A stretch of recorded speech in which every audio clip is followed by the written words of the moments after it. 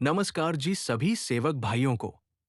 आज हमारे जीवन में समस्या बड़े पैमाने में आ रही है। तो आज के वीडियो में समस्या कितनी भी बड़ी हो, उसका समाधान जरूर होता है। महान त्यागी बाबा जुमदेव जी ने बताया है कि समस्याओं का सामना करना जीवन का एक अविभाज्य हिस्सा है। प्रत्येक व्यक्ति को किसी न किसी रूप में समस्याओं का सामना करना पड़ता है। समस्याएं कभी व्यक्तिगत होती हैं, तो कभी पेशेवर, कभी मानसिक होती हैं, तो कभी शारीरिक। इन समस्याओं का सामना करने के लिए हमें कुछ विशेष दृष्टिकोण और उपायों की आवश्यकता होती है। पहला कदम समस्या को पहचानना है। जब हम किसी समस्या का सामना करते हैं, तो अक्सर हम घबराहट या चिंता में आकर उसका सही रूप पहचान नहीं पाते। इसलिए ये जरूरी है कि हम शांत मन से स्थिति का विश्लेषण करें और समस्या की जड़ को समझने की कोशिश करें। एक बार जब हम समस्या को ठीक से पहचान लें, तो इसे हल करने के लिए ठोस कदम उठा सकते हैं।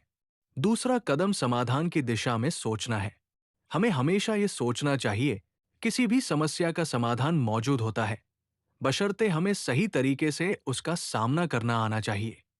कई बार हम समस्याओं को बढ़ा चढ़ाकर देखते हैं, लेकिन यदि हम शांत होकर सोचें, तो हमें कई समाधान मिल सकते हैं। तीसरा महत्वपूर्ण कदम है सकारात्मक सोच अपनाना। जब हम किसी समस्या का सामना करते हैं, तो कई बार नकारात्मक विचार हमारे मन में आते हैं, जो हमें और ज्यादा परेशान करते हैं। सकारात्मक सोच अपनाने से हम अपने विचारों को सही दिशा में मोड़ सकते हैं और समस्याओं को हल करने के लिए प्रेरित हो सकते हैं।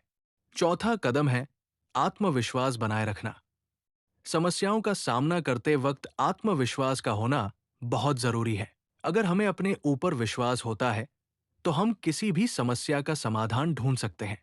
आत्मविश्वास हमें निरंतर प्रयास करने के लिए प्रेरित करता है, जिससे हम समस्या से उबर सकते हैं। पांचवा और सबसे महत्वपूर्ण कदम है मदद लेना।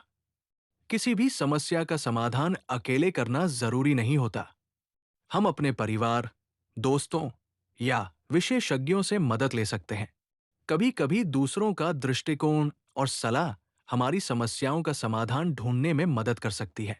अंततः समस्याओं का सामना करने के दौरान हमें ये याद रखना चाहिए कि हर समस्या अस्थायी होती है। समय के साथ स्थिति बदलती है और हर समस्या का समाधान होता है। महत्वपूर्ण यह है कि हम अपने मानसिक संतुलन को बनाए रखें और समाधान की दिशा में प्रयास करते रहें। यदि मेरे शब्दों में कोई त्रुटि हो, तो मैं भगवान बाबा हनुमान जी एवं महान त्यागी बाबा जुमदेव जी से क्षमा मांगता हूं। कृपया अभी सब्सक्राइब करें और इस परमात्मा एक सत्य यूट्यूब चैनल से जुड़े। नमस्कार।